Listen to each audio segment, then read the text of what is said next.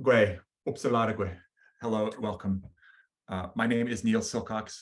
I am the Faculty Excellence Developer here at the Maple League of Universities. I'm really excited to welcome you to this terrific session.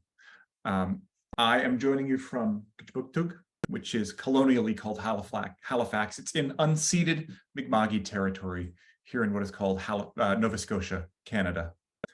I'm really excited to welcome two folks for this beautiful dialogue we're about to have.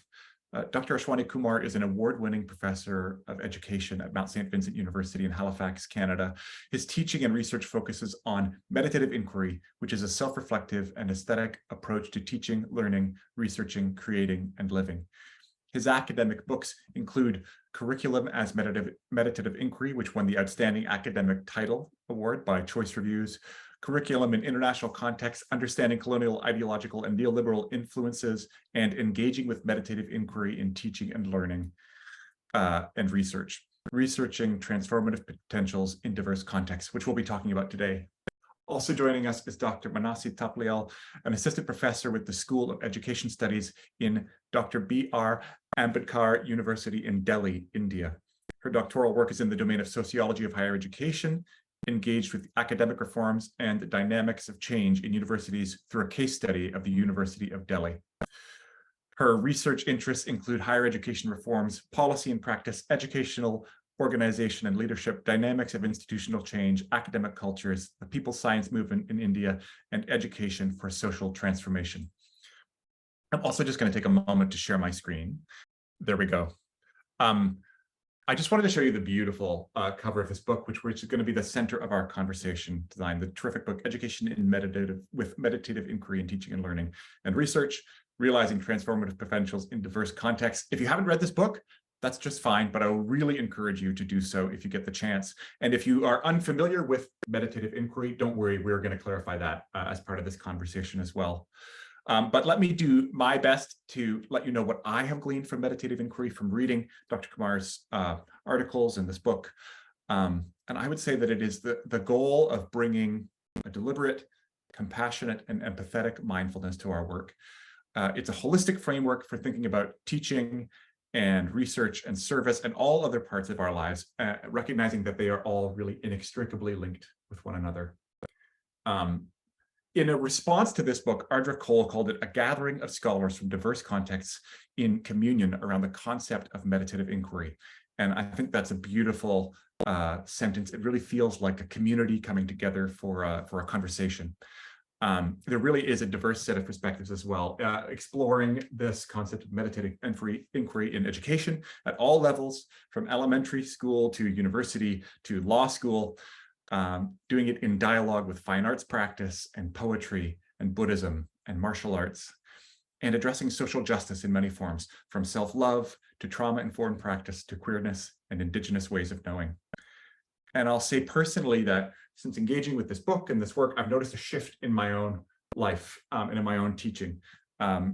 Firstly, there's a terrific image that comes from Dr. Kumar of, that students can sometimes feel like they've been thrown in the river when you address this work and that they don't know how to swim, but that they are comforted by ourselves getting in and getting in the soup with them. And it's a thing that I have really been trying to do more and more as I teach.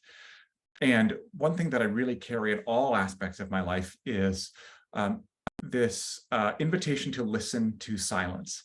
I'm in theater, and so I love to fill the silence. I love to talk, and I was always a little uncomfortable with it. And for a while, I started to try and let silences be there for the sake of teaching. And the thing that I have come to now is really listening to that silence and listening to myself, listening to my students, listening to the universe while we're in those moments of silence. And I'm really grateful for this book, for opening this up to me. And I really hope that you will be intrigued by this conversation and read it or reread it after this. The conversation will go on for a little while between our guests, and we will have a Q&A section at the end. If you'd like to post questions along the way, please put them in the chat box, and I will try and pull them out for that Q&A session, but we are going to let the chat flow naturally. And with that being said, I will throw it to you. Thank you so much. Please take it away, Manasi. Thank you, Neil. I'll begin with a little bit of autobiographical reflection on my engagement with Ashwani over the years. I met him as a teacher trainee or pre-service teacher educator in the year 2004. So it's almost nearly 20 years of knowing him in different ways. I met him at a time where I had just done 5 years of physics and was training to be a physics teacher. And he came with his pre-doctoral degree in geography. And I met him closely, I interacted closely with him for an assignment we had to do on Paulo Freire. I remember it so vividly that, we were given a list of 6 or 5 thinkers, and only a few of us chose Paulo Freire. We had Rabindranath Tagore, we had Gandhi, we had some others, John Dewey, and my entry into, or impulse to take up Paulo Freire was very, very distinctly. I had no idea who this fellow was. I was listening. He was not part of our direct, course list, but his name was popped up in the philosophy class, and I'm really grateful for having chosen Paulo Freire that day, because I got to engage with and interact with Ashwani and a bunch of other friends, very few of them. And we started on a very long drawn conversation, which is still ongoing. My engagement with this whole idea of education for social transformation, which is where Ashwani's work also comes in terms of placing self with respect to the social, placing self with respect to the idea of change and institutions, kind of builds up from there. We had conversations over the years on my quest with understanding nature of science, my quest with understanding the disciplinary knowledge in physics, and Ashwani introducing me to David Bohm through his dialogues with Krishnamurti. Over the years, I have personally kind of, stepped away, stepped close, responded to uncertainties with respect to where is this kind of inquiry leading me up to, personal anxiety with respect to seeing the futility of the idea of change, for instance. I did my pre-doctoral work on social people science movement in India, whose whole project of like 3-4 decades post-Indian independence was on using or taking science to people in a way as a vehicle for social transformation, working around categories of faith versus development, faith versus scientific inquiry.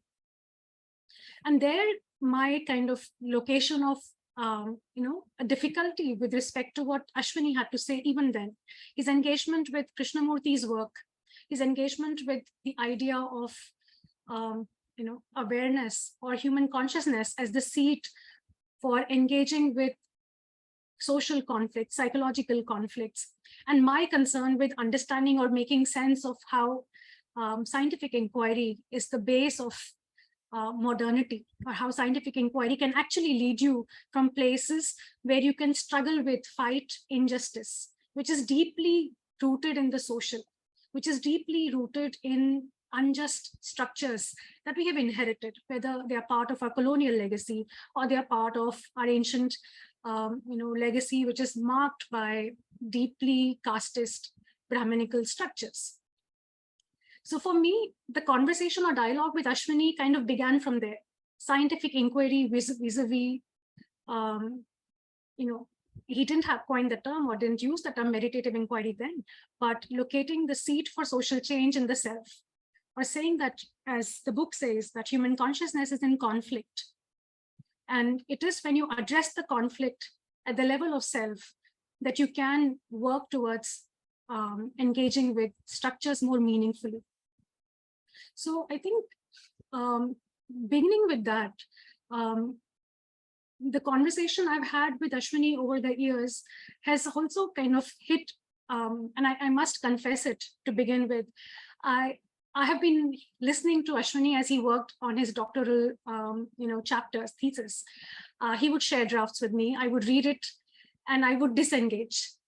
I felt uncomfortable engaging with what he was proposing. Beginning with Paulo Freire and my engagement with people science movement, and the whole idea of science for social transformation, I kind of felt uncomfortable with this idea of thinking that, just the self or engaging with the mind could do something which the other two traditions would not enable you to do. There was also a discomfort with the whole Krishnamurti's perspective on, the idea of who is the one who's making sense. Can there be observation without observer? For me, those were very strong stumbling blocks in engaging with, the theoretical frame around which Ashwani's work kind of, builds on, or which is rooted. I felt a personal existential difficulty in connecting with these ideas. I was struggling. I was also a student who was kind of first generation academic. I had battled poverty. I had seen, I belonged to a privileged upper caste family, but had engaged with, or had gone through various levels of, socioeconomic deprivations. So to say, to struggle to make feet, to find my feet in academia, and therefore, success in career or success in academia unfolded for me in a very different way.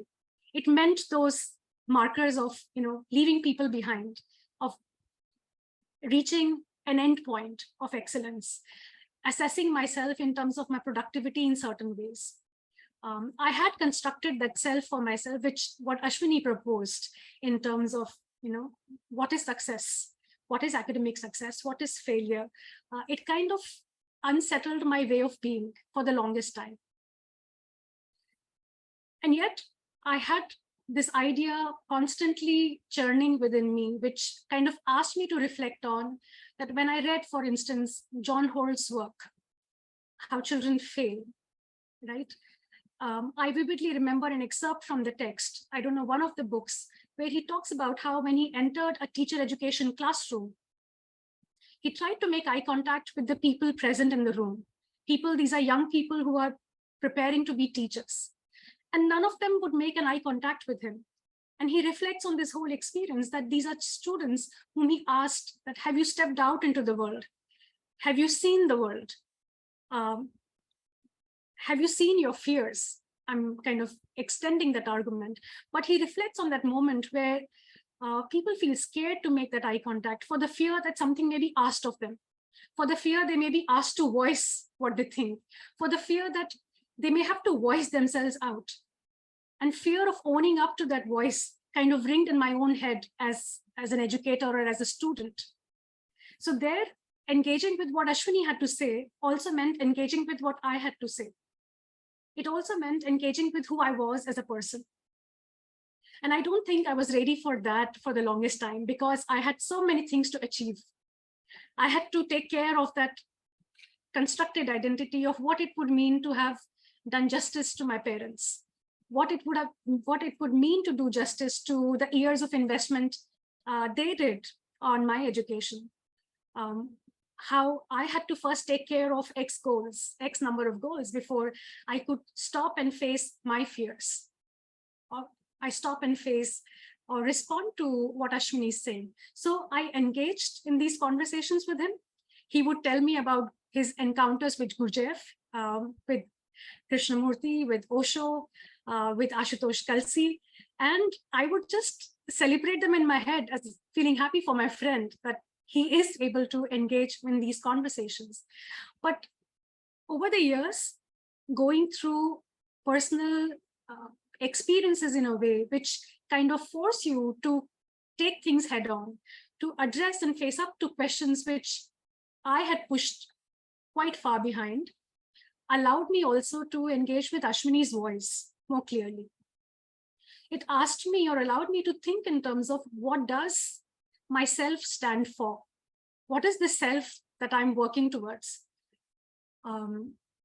Is myself the identity of the assistant professor? Is myself the identity of an assistant professor who would not get due promotions for the next 5 years? Is myself that of a parent who constantly thinks and frets over not being a good parent, or struggles with the idea of what would good parenting mean. Did I do an intellectual suicide by marrying too young? Did I force myself, cut my life short in a particular way by choosing to be a parent too young? Did I do injustice by bringing a new life into this world?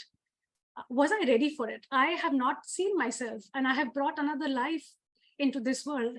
And as I read this volume, I think a lot of these questions, I was happy to say that, I was happy to see that the journey of last 4 or 5 years in particular had prepared me to face up or to engage with these dialogues in my own heart.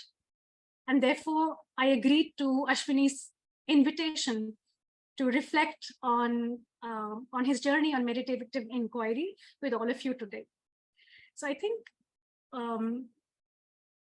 taking it up from there, I think maybe a brief introduction to what Ashwani refers to by the whole idea of meditative inquiry, and then we can take this conversation forward with Ashwani and invite him to share more and reflect more on the key concepts, as well as his personal journey into engaging with these concepts and giving them life. As Neil also mentioned, in his work, Ashwani emphasizes meditative inquiry as an art of understanding oneself and one's relationship to people and world, responding to our existential quest as human beings, to ask fundamental questions about the meaning, origin, and purpose of life. And when I shared my discomfort earlier, it was more in the sense of being ready for recognizing that existential quest as part of my life, as life itself. He says that meditative inquiry is about perceiving, or the core principle of meditative inquiry approach is to see that life is whole, it is undivided. To appreciate it, to recognize it in its entirety, it's important to be awakened to it, to pay attention to it, an undivided, pure attention, or what he refers to in Krishnamurti's drawing on Krishnamurti's insights as pure observation. He says that meditative inquiry is an emergent process of learning and discovery that unfolds organically when one lives attentively. As one reads this volume, which is an invitation of a dialogue to his fellow travelers who have had conversations with him, who have spoken to this idea of this idea of engagement within the classroom space as an extension of engagement within the self, one finds a constant reiteration and validation of this idea of how life unfolds at each moment, and how that unfolding of life can be manifested or can be nurtured within the space of a classroom. His work highlights significance of contemplative and meditative awareness for educational thinking and practice. He emphasizes it to be part of an existential movement, therefore. Life as an unfoldment, to live is to keep on unfolding, living fully, living meditatively, living creatively, and living with your whole being. He asked me specifically to not begin the questions by asking him, what is meditative inquiry? So I took the liberty of describing it in his words. He says something which for the longest time I have personally struggled with. He says that it's not a strategy. It's not equivalent, it meaning meditative inquiry, is not equivalent to a method. It may entail meditation, it entails meditation as a process, but it goes beyond meditation and mindfulness-based activities. For me, coming from where I was, I struggled with the instrumentality of this idea of being wholly there. What does it mean to be a whole person? What does it mean to be fully attentive at any given moment in time? Scientific inquiry is marked by, at least in the textbook definition of it, by a strategy, by a process. you may debate the process, but would there be the same way in which could you be this meditative whole? Could you be this whole person if you followed a strategy of meditation? His work says or attests to the fact that it cannot be reduced to the strategies. It entails dialogue. It entails what he is now building up on as dialogic meditative inquiry. Its precepts or its founding pillars are deep non-judgmental listening, creating a personhood which can be this whole, which can listen without fragmenting, can listen with the whole attentive being. An inquiry which is marked by playfulness, by authentic curiosity, by a commitment to exploration and introspection. I think, Ashwani, you can respond to or enter the conversation at this point by maybe reflecting and building upon this idea of how do you see this when you say that meditative inquiry is more than just the strategies of meditation or attention or some activities of mindfulness. It is that, of course, but it is more than that. Could you help us move in that direction? Definitely. Well, thank you so much, Manasi. Let me begin by thanking Neil for having me, for having you, for having us here and giving us this platform to explore meditative inquiry a bit further. So thank you, Neil. And as Manasi mentioned in her autobiographical reflections, we have known each other for about 20 years. And I would say in my own experience, actually, Manasi and I used to come from the same locality, like similar locality, not the same locality. And we have done a lot of bus rides together. And we have spoken a lot in the teacher education faculty and in the buses and all that. And I would say that Manasi is one of the best minds I have ever interacted with. So it has been a privilege that Manasi is here and having this discussion with me. We also connected because of the similar socio-economic background, because I also faced difficulties in my life growing up.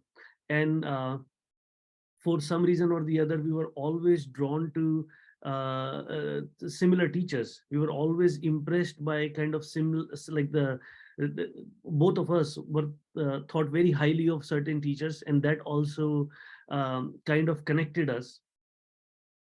As Manasi mentioned that early on in our conversation, I didn't have a conscious understanding of that though, that Manasi had a resistance to what I was saying. So Manasi, a confession from my part too. But I do know that a lot of folks have resistance because whatever challenges their inner psychological structures that they have put together, which we call self, and the meanings that they have put together, the assumptions they have put together, the paths they have put together for themselves, when they are challenged, it creates a disturbance within ourselves. And nobody likes to be disturbed. Psychologically, we never like to be disturbed, right? So I totally understand where you are coming from, because I have had the same experience within me. When I came across the ideas that were disturbing, that were challenging, it creates a kind of an existential crisis in you, right? But for some reason, I was always drawn to that kind of an experience. And I feel that the people who I have interacted with personally, academically, in my friend circles, uh, have experienced that challenge. Because if you are challenging yourself, the people who are around you are going to be challenged as well. So thank you, Manasi, for sharing that autobiographical reflection. I think it was very, very helpful. And over the years, Manasi has invited me to her teacher education classes and the graduate education classes at Ambedkar University, and I've thoroughly enjoyed interacting with Manasi and her students. And it was so wonderful that Manasi accepted this invitation. to have a conversation with me, because I have written quite a bit on what I think meditative inquiry is, what I think its place in life is, what its place in education is. And I really enjoy this process of dialogical exploration and discovery. And when I met Manasi this winter in New Delhi, when I visited her class, that's when it occurred to me it would be wonderful if Manasi is interested that we explore this volume on meditative inquiry together. So before I answer your question, Mansi, just one more thing. This volume that Neil gave you a very good introduction of, has kind of emerged after due to a lot of engagement with my students and colleagues and friends on the work that I have been doing on this notion of meditative inquiry. And at one point, it occurred to me that a number of folks have interest in exploring this idea further, not only independently, but also in relation to their own work, in relation to Afrocentricity, in relation to indigenous thinking, in relation to positive psychology. So I thought of creating a space of invitation, a dialogical space where I can engage with these folks. And that's how this book came into existence. We also, last August, we had a conference on this book, which is available freely online. So we can send the links through Neil if anybody is interested. All right, Mansi. So let me know if I understand your question correctly. You are saying how meditative inquiry is different from mindfulness and meditation activities, right? Yes. And then you are saying that it's more than just the strategies. It's more than the method. Yeah. Yeah. I think there are so many things that I can explore in that context, but let's begin by understanding why is somebody interested in meditation strategy or mindfulness method. I think that interest comes when one sees that there is a problem within oneself. Either there is disturbance, either there is a conflict, or there is a stress, or there is anxiety. And because of that, one is looking to ways which can ease that conflict, ease that anxiety, ease that stress, right? Something that can take away that. So that state of mind from which the desire to find something, a strategy, a technique, a method, a path, that it emerges from a space which is in conflict, which is experiencing difficulty and doesn't know what to do with it. And our society functions on the capitalistic model. If there is a need, there will be a supply. And what has happened with mindfulness and meditation activities is they have isolated the problems of life, the conflict of consciousness, as Krishnamurti calls it, or the deeper sources of difficulties and problems within oneself. It has replaced them with isolated problems that can be solved by specific methods and techniques, right? Whole of the Western psychology kind of functions on that. Isolate the problem and find a step-by-step structured solution to it, rather than understanding the whole nature and structure of the problem, rather than understanding that the self is situated in the social and the economic context in which it lives, right? That the self, the very notion of self has inbuilt problems of comparison, problems of isolation, because the very notion of self, especially the way it has emerged in the West, it is an isolated entity, myself, as opposed to other people's selves, right?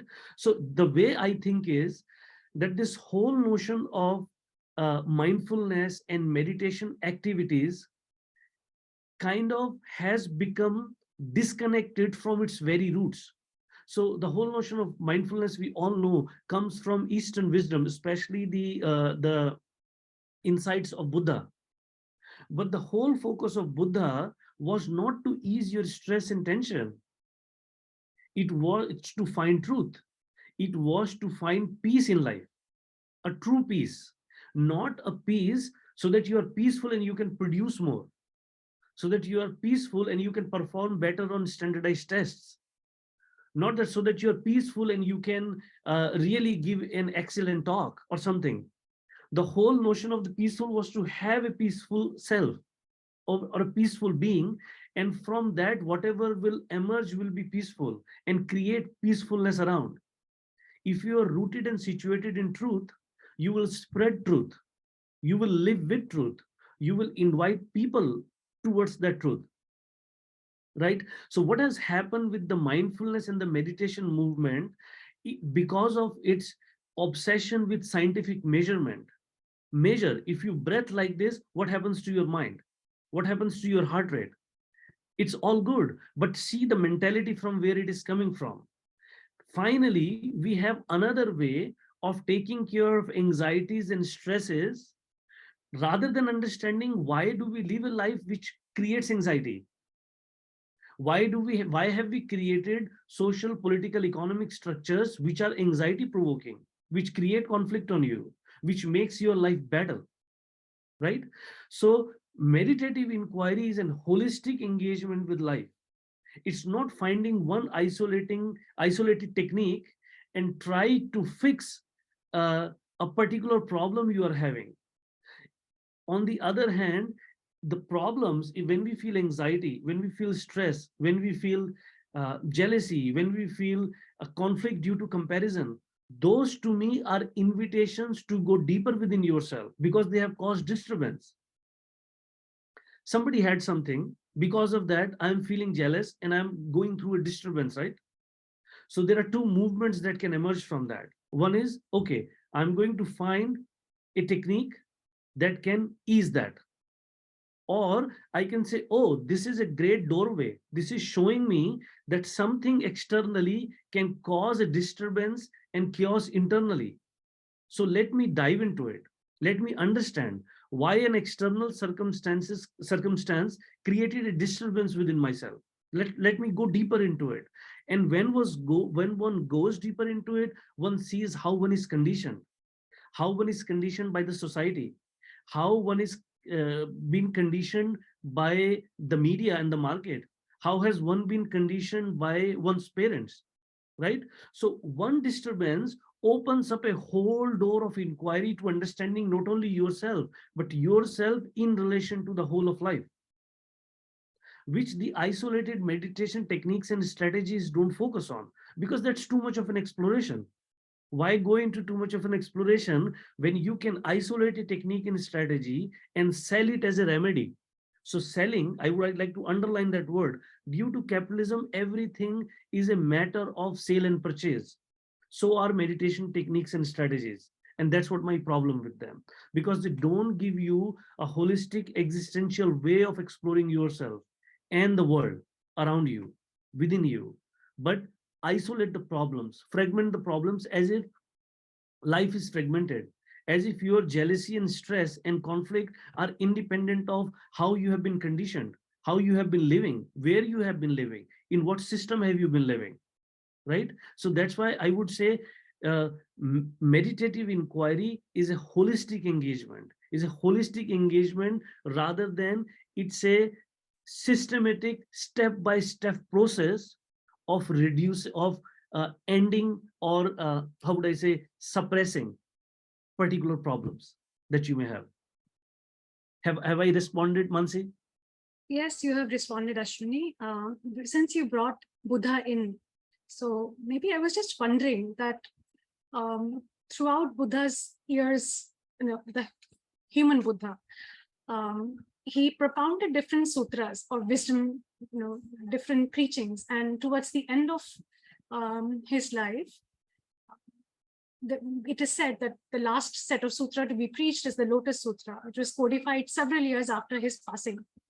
And that's the kind of wisdom for the latter day of the law, as they say, which emphasizes this fact that human suffering is real, and it doesn't have to be that way. that humans have the potential of making sense of that suffering and transforming it, right? So it's not simply a singular, as you mentioned very rightly. It's not an individual endeavor of creating stability for oneself. Stability for oneself means nothing in absence of stability of the larger environment. Or stability of what?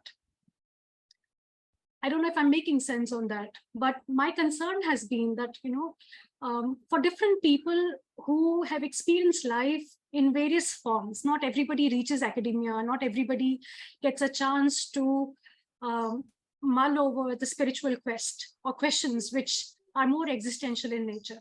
The material conditions prevent you from, having the space of privilege to engage with these questions.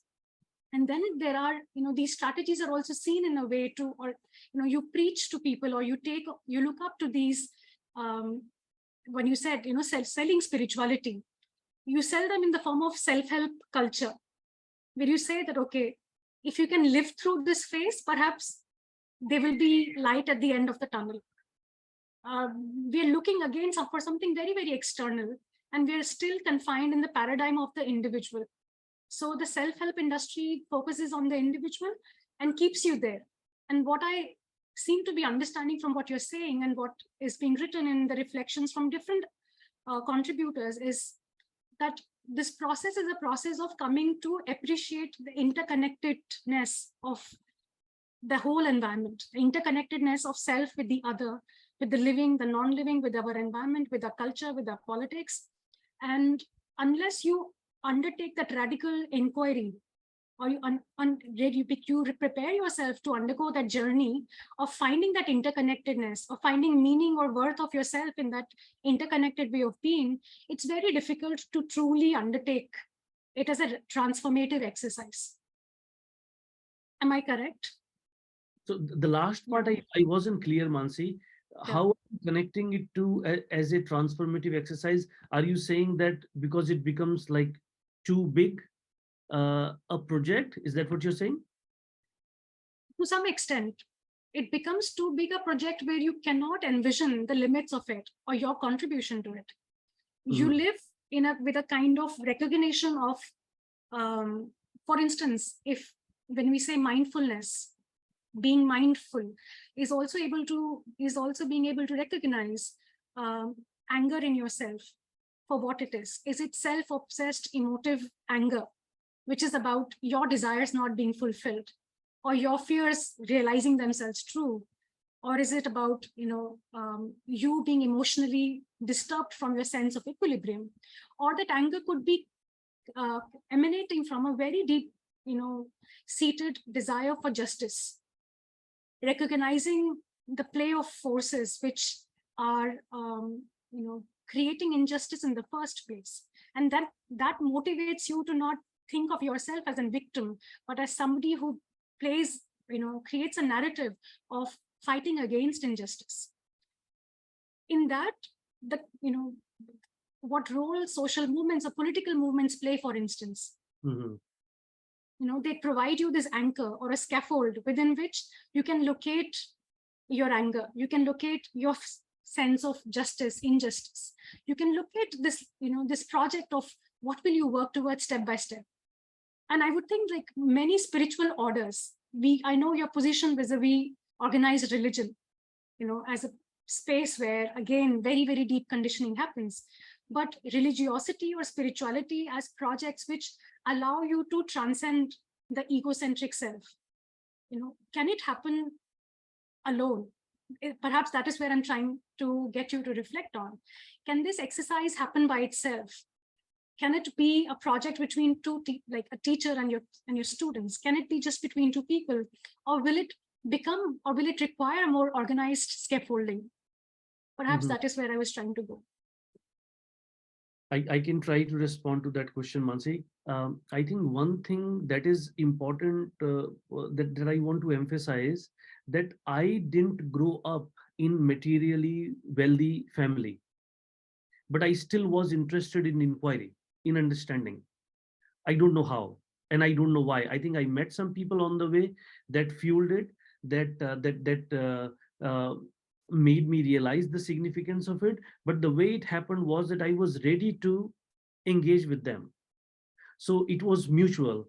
The invitation that came from outside, but there was a lot of willingness within me to accept that invitation, right? So this idea that because I understand where it is coming from, though, that there is poverty, people don't have the time for engagement. That's one part of it. The other part of it is that as a society, we haven't created the conditions in which people can learn about themselves. We haven't created the conditions. See, in India, if you go, I don't know how far this example will go, but let's see, in India, you go, everywhere you hear music, right?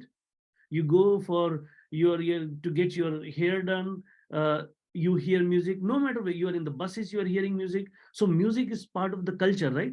It has pervaded the culture. So the rhythm and the melody, Indian rhythm and melody, becomes part of your mindset without realizing it. Similarly, uh, no, not similarly, on the contrary, this idea that we need to understand ourselves, that there is a need to explore ourselves, that there is a need to understand what is it that we call self. How has that self come into existence? How have I labeled myself? Who has labeled me? Who has created attributes of me? This is, I think, so significant, but we don't consider it significant. In schools, in colleges, that's not part of our curriculum, in families. So part of it is, sure, people don't have the time where they can actually deeply engage within themselves. They can take the time. That's one thing. But on the other hand, we haven't created the atmosphere, the cultural context in which this is a priority, right? So how will it become a priority? So I think it's like similarly about education. We have reduced education to an instrumental activity. That's a cultural phenomena. We see education as a way to get a job. If we had seen education as a way for our holistic development, I don't think money necessarily is the barrier. I don't think we have the perception or the vision. If there is a perception or vision, I think the money will come in, or the necessary resources will come in. Like how much money India and Pakistan invest in building armaments? We are poor countries. Where is that money coming from? There is a willingness there, right? There is a desire. Now Canada is becoming obsessed after the Ukraine-Russia war, right? Now it has to build its armament. It has to become militarily stronger as well. Where is that money coming from? If you see the public education system in India, much better, sorry, in Canada, much better funded than some of the developing countries. But if you ask teachers here, it's an underfunded system too. So where there is a will, when we have a willingness, when the whole culture thinks in that direction, the money begins to go in that direction, right? Or the resources or the intentions begin to go into that direction. So I do realize that when you have material stability, when you have financial, physical security, it gives you more time and space. But as a culture, I don't think we prioritize this for people to have. That's one thing. The second thing is, I think, political and social movements have been important. The movement of decolonization that happened around the world, at least politically, psychologically, it is going on, and I think it will continue to go on, because psychological colonization is much deeper. um, so we when we see the problems in society, the disparities in societies, the ills in society, naturally there is a force that collects together, builds up in the form of a social and political movement to fight that ill, or that evil, or that discrimination. My only thinking is, and I have tried to describe that in curriculum as Meditative Inquiry, my first book, that and Krishnamurti has talked so much about it, that we always tend to locate the crisis outside, thinking that the crisis is outside. But if you go a little deeper, you will see all the crises are connected to how we think, who we are. For example, racism is not an externally existing problem. Like there is a weed, you take it out. It's not that kind of a problem. It is sustained through our intentions, conscious and unconscious, our tendencies to discriminate. So unless there is an ending of that tendency within, you cannot end racism outside. It's impossible, right?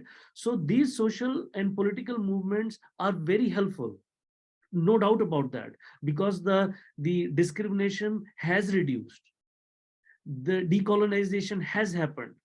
But what people like Krishnamurti are saying, that there is another radical way of changing it, when it has actually transformed yourself, not just intellectually, because intellectually I can understand that discrimination is a problem, but discrimination doesn't operate only intellectually. It has colored our whole being, our whole unconscious. We don't even know that the discrimination is operating, right? We don't even know that the racism is operating. I told you the other day, we were having conversation, right?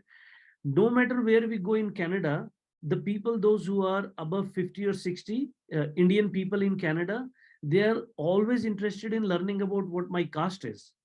Because as I mentioned to you, Kumar is not a caste. It's just a name for anybody can have that surname, right? But they really want to know what is the surname that comes after that. They don't even know that that's a discriminatory way of behaving, right? But that has been their conditioning. Now there is a new conditioning going on that you shouldn't ask the caste. That's also a conditioning. So you may have a desire to know, but you don't know how to ask because it is rude or it is discriminatory. So social and political movement, which means our desire to bring about changes externally in the external structures, is very valid and important. The missing link is we think by changing the structure, you can change the human being. Otherwise, why there is so much perversion? You can't be racist outside, but deep down you are burning with that feeling. You can't be misogynistic outside, but you're burning within. So this burning within is the issue. When there is a transformation of this burning within, the external transformation has a very different dynamic. It is not violent, it is not obsessive, it is not compulsive, because your being is changing. Everything that comes in touch with you begins to change because of that, right? The other thing that you said was, can it be done alone? I'm treating it as a separate thing. The very notion of alone doesn't exist, right? Because we don't exist in isolation. However much we want to believe, we just don't exist in isolation. Our consciousness is connected. Human consciousness is very deep down connected. We are complete, like, there is an African proverb, I am because you are. I hope I'm not saying it incorrectly, but that's it. And that is not only about human beings. I am because the trees are. I am because the sun is. I am because the moon is. I am because the whole life exists, right? So this very idea that I exist as an independent entity, I don't think it is true. It doesn't exist. So even when I think that I am inquiring individually within myself, I think it's a collective and a holistic inquiry. Because when this being exists in any context, with my student, with my friends, anybody, see, even with my friends, it is again a fragmentation and an isolation. In actuality, it doesn't exist like that, right? So I think it's basically holistic and collective. There are so many other things in it, though, Mansi, I don't know whether we want to go into that. So maybe I will say like a few more things in relation to this if needed, because at the same time, just one thing, I'm not saying that there is no individuality. I'm not saying that the two people can't have individuality, but that individuality is not a isolated, self-contained entity that is living for its own fulfillment and pleasure. That's where the mistake is coming in. Like we say, right? Each particle in the universe is different. Nothing is like anything else, but still the whole thing exists together.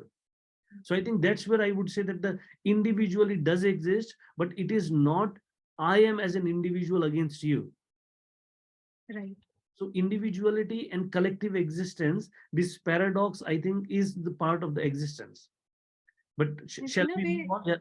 Yeah. yeah. In a way, many of the contributions, in fact, most contributions to the volume also kind of reiterate this fact, whether it's Brigham talking about how she sees the connectivity between Afrocentricity, or that spirituality and what connects meditative inquiry, allows you to, as you said, override this binary between self and the world, or individual and the collective. Very close to this, Ashwani, was this concern about, or question around, when we say that it's an approach that allows us to transform the core of our being, right? When we are being mindful, or when we work towards engendering this awareness of non-duality between the self and the world, if I can say that, what's happening is a fundamental transformation of the core of a being. The way you construct yourself, or the way you have fashioned your existence. And you say that it's a very subtle and yet a very, very powerful experience. And I don't know if there is language to talk around this transformation of what transforms. When you said just now that when your being changes, it's not just you who change, it's your environment reflects that change. Experientially, existentially, the nature of relationships you share with living, non-living, with people around you, your environment undergoes the transformation. And for those of us who have not come close to experiencing that subtle but powerful experience, it can be a very difficult concept. And I was reading Powers and Cosgrove's, if I'm pronouncing their names right, their reflections of trying it out in their classrooms, and it seems like you can have the courage to take those baby steps. So that's the second key term I was wanting to come towards, that this work requires tremendous amount of courage. When we say that kindness to oneself, when you say we live through others, right, or we are how others are, it requires enormous amount of kindness to whatever self it is that you are first observing.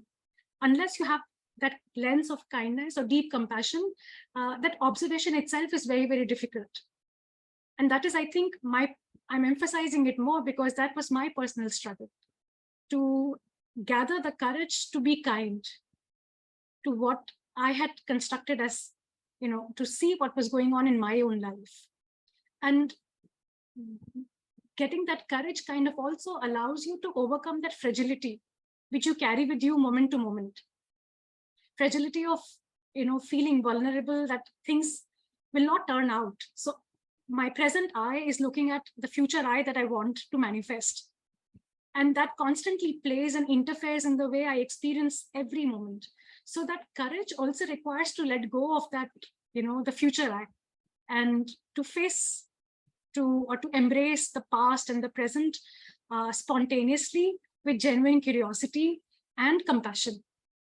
I think that's that experiential or existential aspect of the work that you are proposing for educators and for students. I think that's the heart of that I have understood to be the heart of this practice. And you need fellow travelers. I have struggled with it. So I'm saying it from that perspective, that it doesn't come easy. That courage can be, I could read cognitively. I had processed and churned Krishnamurti individually, but I had engaged with him completely intellectually. And then I rejected to some extent that it's not possible.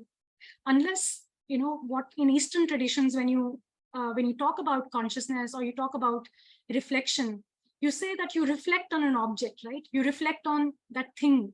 that you're experiencing in order to create an awareness about what is the object of reflection. But doing something about it or experiencing that in a moment-to-moment basis requires you to move away from the theoretical. That experience cannot be captured in the theoretical terms. It is embedded in the practical, experiential, lived reality, which, like when you do music or when somebody else does dance or otherwise, we emphasize so much about sadhana. This concept of sadhana, that practice and due, in a way, conscious practice and revisiting of certain processes in order to create or bring harmony between the theoretical awareness and the experiential lived reality. So would you care to share some experiences from your own life and lived experiences of how you were able to bring the two together? Or is there a way to bring it? So in a way, it's an instrumentalist question, that how do you do it? So I think you're asking two things, Manasi, that one is that I think these are two, like it's a tremendous insight. First, I want to recognize that and then maybe move on to your question. One is that meditative inquiry is not a theoretical construct. In fact, you can get rid of the meditative inquiry completely. You really don't need to focus on these two words as well, because it is the unfolding of the awareness of when you begin to inquire within yourself, you begin to understand life in an organic and spontaneous and existential manner. So it's definitely not a theoretical concept. But in the academic context, I needed to use some terms, so I'm using it. But it's not. Its beauty is it's in its unfoldment and exploration. It's not. It's not a theoretical construct that once you understood and you're done with. It's a constant exploration. Like in Indian music system, we have something called raga, the melodic structures. Raj Chaudhary, one of the previous speakers here, talked about it and in Maple series, and I've been very happy to have been in touch with him. So, but raga, you know a raga, but every time you play it, unless you want to mechanically play it, every time it's a new thing. Each moment in life is new. So meditative inquiry, or it's a process of experiencing life, each moment afresh and new, rather than developing a theoretical construct through which you look at it. If meditative inquiry becomes your lens or a theoretical construct, you miss the whole point. That's the subtle point, right? The subtlety of it. It's not a theoretical concept. The other thing that you said, Mansi, it's very important. It's a tremendous insight. Whenever we see the importance of looking within ourselves, in that instance, it's never going to be easy, because the person, the entity, the individual that is looking within self, what is that self? That self has been taught to be afraid. There is fear inbuilt in that self. That self has been taught to judge oneself and others.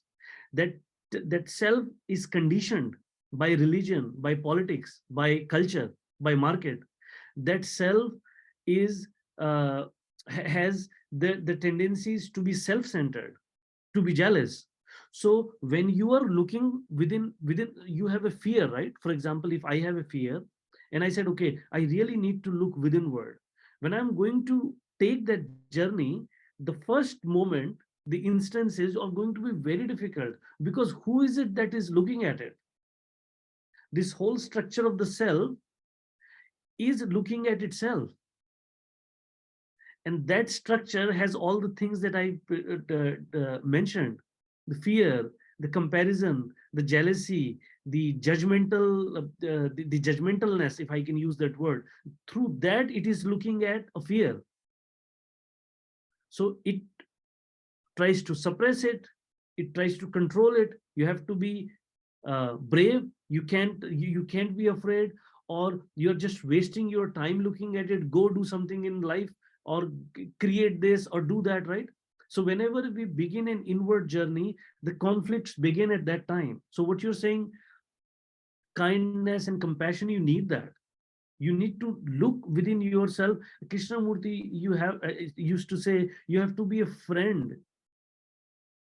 When you are looking at yourself, you have to look at it yourself like a friend. The time you would say, as if you are looking at a rose, or you are looking at the face of a child.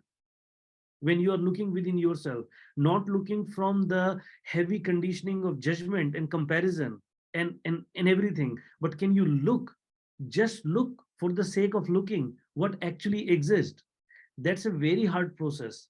It takes a lot of strength, because we have been taught to condemn ourselves, to judge ourselves. We have been conditioned to do that.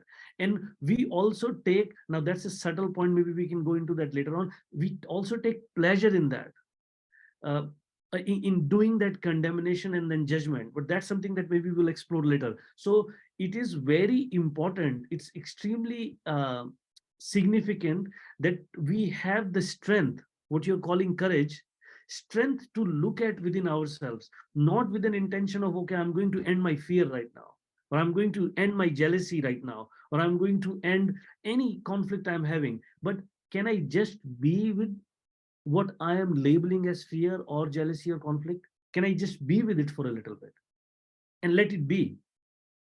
In that, something else happens. The whole dynamic changes. It's like you are interacting with a child, not forcing the child to do what you want them to do, but just let them be. The whole dynamic, that you're creating a space of freedom, right? Within yourself, saying, I'm not going to do anything. I'm just going to let it be. And then see what happens. It's a completely different dynamic. The conflict is gone. The sense of freedom is created.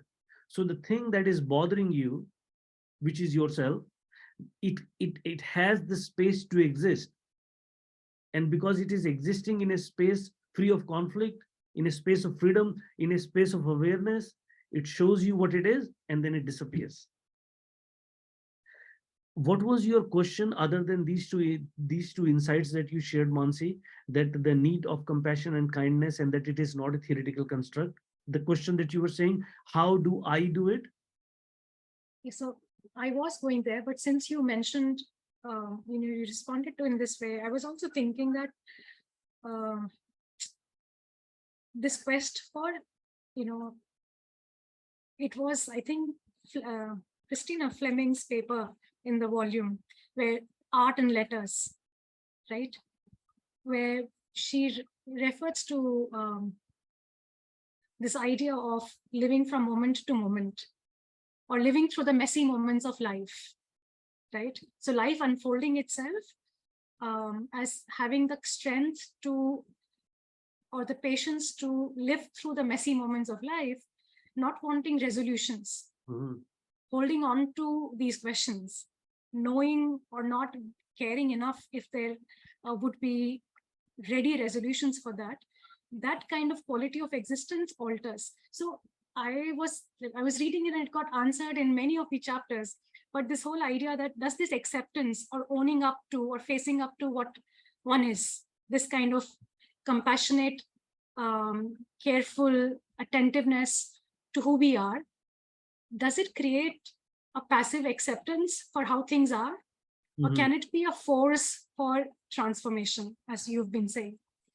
Because, extending that to the environment, or how would it, how would the project of, for instance, say critical pedagogy manifest through this process? Yeah, there are so many things in it, Mansi. I think one thing that we need to understand, that we need to be honest with ourselves. What is it that we are looking for? I think that's the most important. Krishnamurti used to ask again and again, what is it that you're seeking? Whatever you are seeking, you are going to get, or you will find ways to get it. So if you are finding a way to soothe your difficulties, you will inevitably find those people who will do it for you. If you are looking ways to suppress, you will get the books and the help self-help and what not, you'll get that. So to me, to reply to your question about how, being brutally honest has been very helpful to me. I've never tried to console myself or soothe myself in any context, and that's not easy.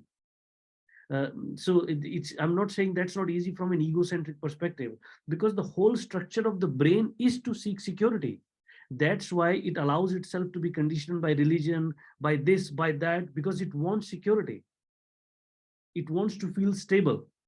So, okay, if believing in this going to make me stable, I can be very happy being stable. If believing in this going to make me feel stable, whether it is science or religion or whatnot, the tendency of the brain is to find security and stability. It wants that. It feels certain in that. It feels that it can exist.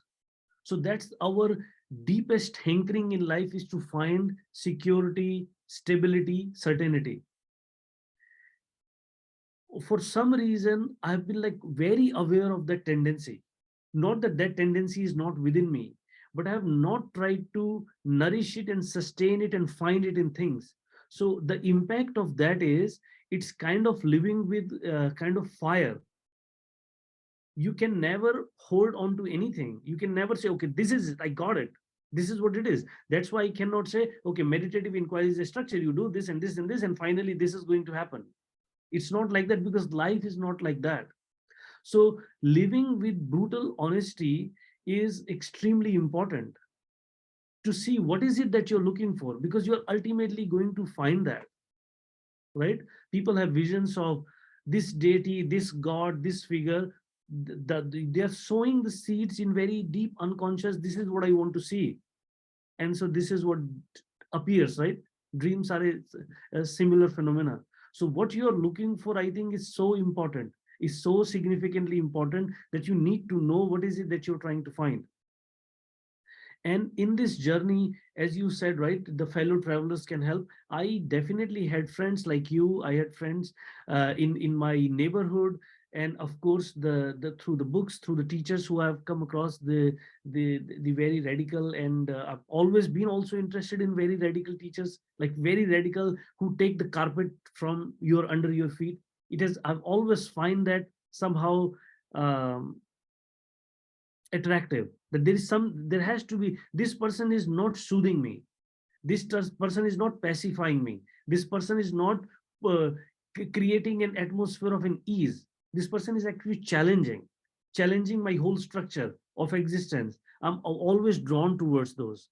So in a long-winded way, that's how it has helped, because but I can't take the ownership, right? Because it's an emergent process, and that's what I have tried to do, or that's what has happened through me in my classrooms. I haven't created a space where students feel psychological stability and certainty and security. They love the classes. They feel good. They feel centered. They feel they are being heard. They feel connected to each other. But it's not a space where you know, a soothing sound is being created for them, so that the actual existential questions and problems go away. They remain very active. It's heartening, actually, Ashwani, to hear you and listen to the voices that have been captured in the volume, because the kind of transformations higher education systems across the globe are undergoing, and in India right now at a very rapid pace, where the whole instrumentalist neoliberal technical rationality is getting steeped in the very structures in which it will be difficult to be spontaneous. It's going to be increasingly challenging to take authentic self-exploration hand in hand with your students on a day-to-day basis. You'll be watched, you'll be expected to be productive in certain ways. You'll be expected to relate to students in terms of their graduate attributes that you are going to produce in very concrete ways. You are going to be expected to, walk them through the modules in a way that doesn't trigger their sensibilities. So, a classroom which is trigger warning proof, a classroom which is, doesn't disrupt too much, doesn't challenge too much. So in that, to be able to hear the voices and experiences, whether they are from, the spaces of research, how people manifested it in their own inquiry, or your self-reflections or pedagogical reflections. I think it calls for an active process of going into self, into our own selves, undertaking it as educators. This very, very difficult task. But as you mentioned, I think that's the only way I'm going to remember it, being brutally honest. Being brutally honest with yourself in order for us to be able to create that space where we can demonstrate it. I don't know if that makes sense, but unless you see it in the personhood of the person or in the classroom or in the teacher, I think it's not easy. It becomes otherwise mechanical, strategic, rhetoric. So it is. Yeah, I definitely agree with that. It's a total organic process, right? It's not a strategy. So you have to engage with it and create your own. I think that's the most important thing. It's a path where your own path emerges, right? And as I said in the very beginning of the book, right, meditative inquiry is not new. It has always existed and it will continue to exist. So it's not me who has created meditative inquiry. It has always existed. The song of creation that I quoted from Rigveda, it's an example of that. It will always exist. See, what's happening in India it's such a I'm so saddened by what is happening, because when we were studying, the academic space was open. Now what's happening is they're completely following the West in the most perverted way. So the colonization that is happening in India, the academic colonization that is happening in India is so bad. It's horrible.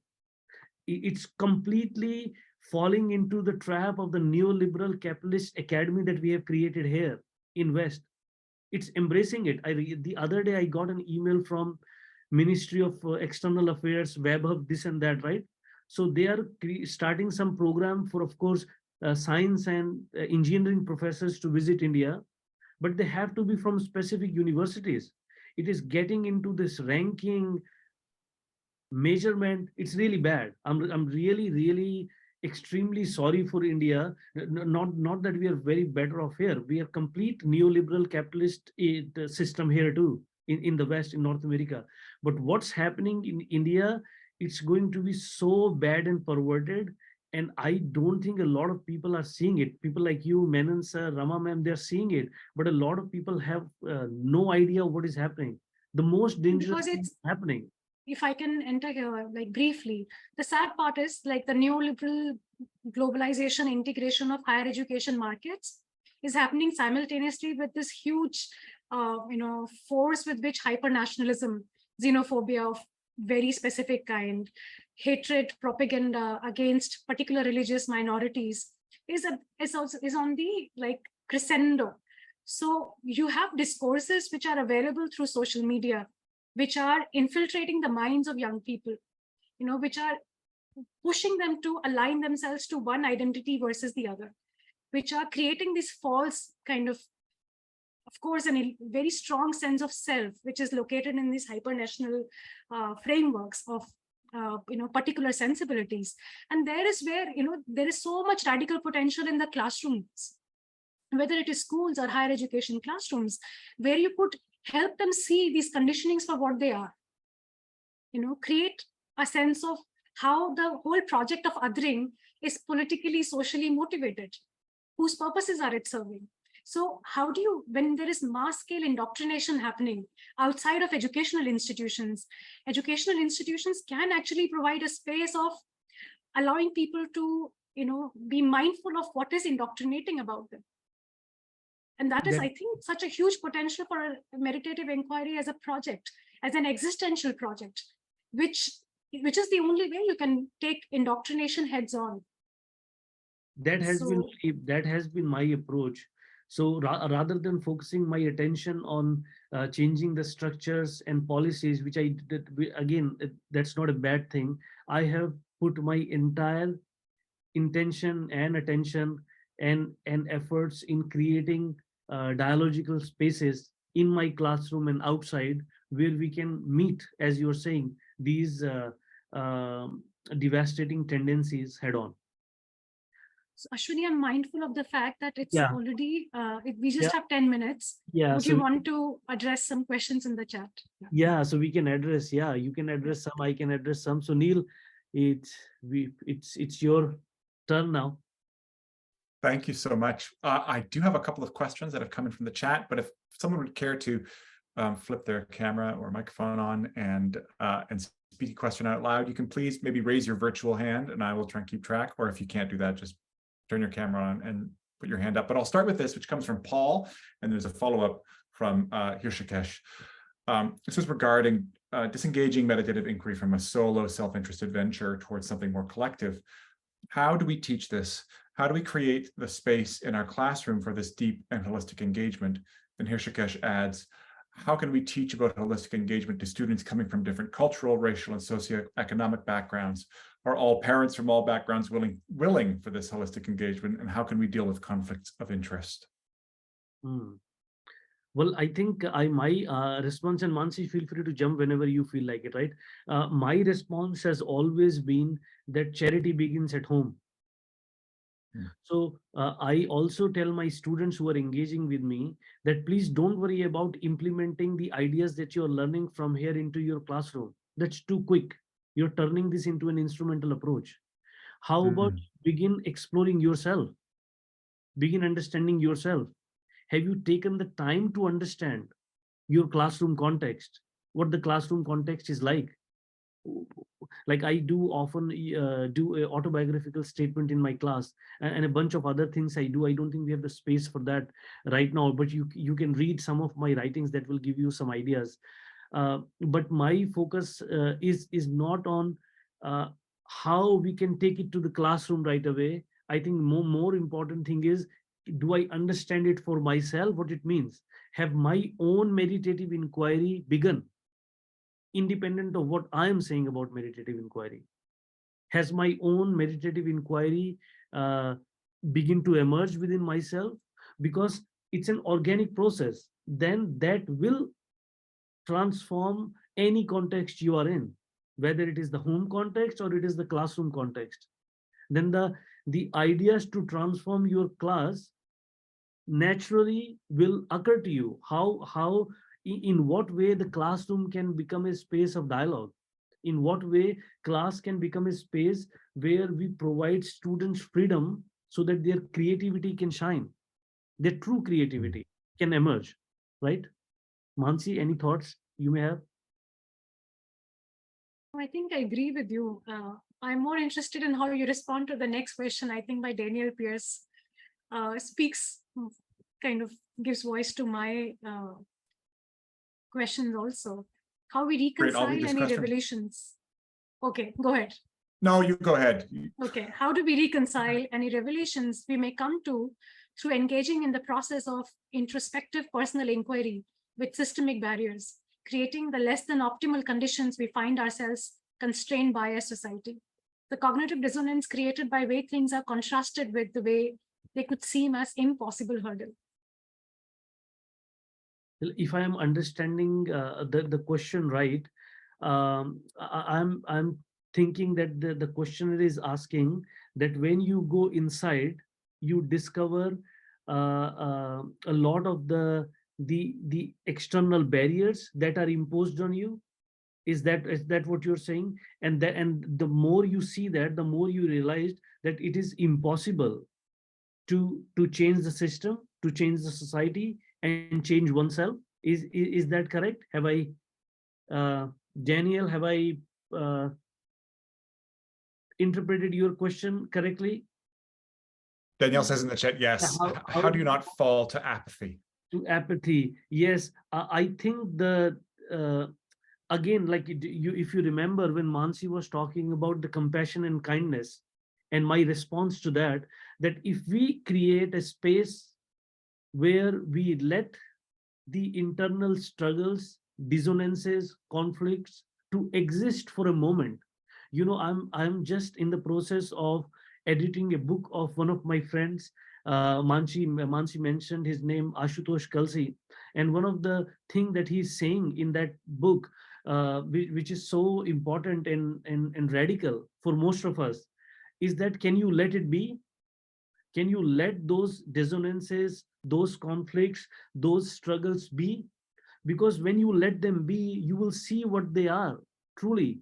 And then in that space of, when we leave a land empty for a while, it rejuvenates itself. When we stop polluting a river, it will cleanse itself. So the mind has the capacity to cleanse itself, to be free of the destructive and negative patterns. But the art is, and that's why it's an art. There is not a scientific step-by-step process. The art is, can we let the dissonances be and not change them, not do something to them? That's the hardest part for the mind to understand, because the brain, as soon as see, the process is very quick. A disturbance happened, mind already quickly recognize its dissonance. It doesn't like it, it enters the struggle. So when the dissonance or the struggle happen, in that moment, and the more you go deeper, the more your intensity will help you. As soon as the disturbance happen, you feel a flicker of disturbance, and you become, I shouldn't say you become better at it, because it's very self-centered, egocentric kind of a way of saying, but your being, your brain becomes very intelligent. And any flicker of a disturbance, and you know that the disturbance is happening, and if you let it happen, be with it, you will see it will leave you, and it will make the brain more intelligent. It will create a clear space within yourself. But the hard part is learning how to let it be, how to just let the disturbance be. I don't know if this is Diane Obaid who's written that acceptance is difficult, but it doesn't mean that we agree with the oppression. Of course. Yeah. So I think if one looks at history of people who really stood out, like in India, for instance, Dr. Ambedkar's, he belonged to a community who was the most disenfranchised in the country, suffered the worst of marginalization and oppression.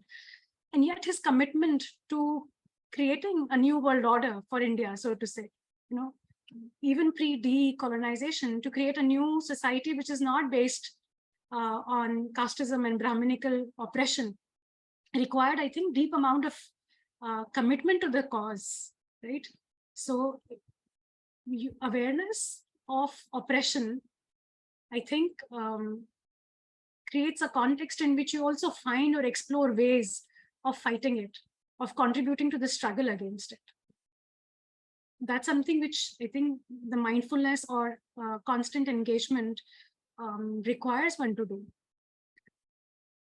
Absolutely. If mindfulness, if being aware of your thoughts and emotions and your place in society, making you insensitive, apathetic, isolating yourself from the world, I think something wrong has gone. Because the more we become aware of ourselves, the more mind become intelligent and sensitive to the social problems and issues that it comes across. So definitely, I don't think meditative inquiry is a way of apathy. It's a way of great sensitivity. Well, I think that might be a wonderful place to wrap up. We have one final tradition here at Better Together. If it's your first time with us, hold on, I'm going to turn off the recording. Goodbye, the internet.